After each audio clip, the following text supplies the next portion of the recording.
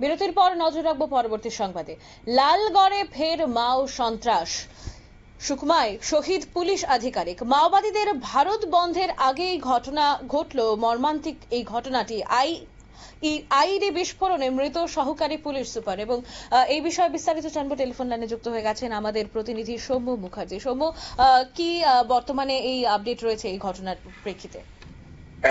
দেখো অম্বালিকা, আগামীকাল অর্থাৎ মঙ্গলবার মাওবাদীদের তরফ থেকে ভারত বন্ধের ডাক দেওয়া হয়েছে। কারণ তাদের সর্বভারতীয় সম্পাদক বাসব রাজু কদিন আগেই পুলিশের গুলিতে নিহত হয়। তার প্রতিবাদে এবং মাওবাদী অভিযানের বিরুদ্ধে প্রতিবাদ জানিয়ে মাওবাদীরা মঙ্গলবার দিন সারা ভারতে বন্ধ ডেকেছে। আর তার ঠিক আগের দিন মানে আজকে সকালবেলা লালগড় হিসেবে খ্যাত ছত্তিশগড়ের সুকমায় পুলিশ কর্মীরা টহল দিচ্ছিলেন।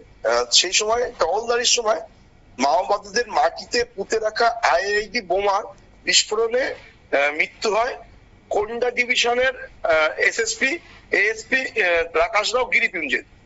তাকে আর অন্যান্য তিনজন আরো জখম হয়েছে।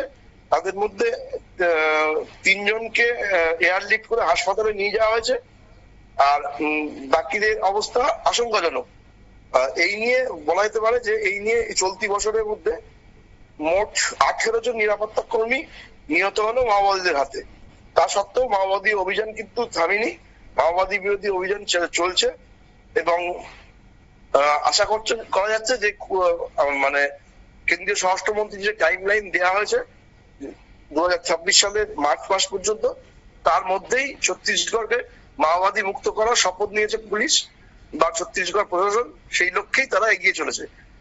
এএসপি মরে যাবার পরেও সেই অভিযানে কোনো খামতি হয়নি। অম্বালিকা, অনেক ধন্যবাদ জানাবো। আপনারা শুনলেন ছত্তিশগড়ের সুকমায় শহীদ হয়েছেন পুলিশ আধিকারিক। আগামীকাল মাওবাদীদের পক্ষ থেকে ভারত বন্ধের ডাক দেওয়া হয়েছে এবং আজই মাটিতে পুঁতে রাখা আইইডি বিস্ফোরণে কিন্তু মারা গেছেন সহকারী পুলিশ সুপার। নিয়ে নেব ছোট্ট একটা বিজ্ঞাপন বিরতি, সঙ্গে থাকুন।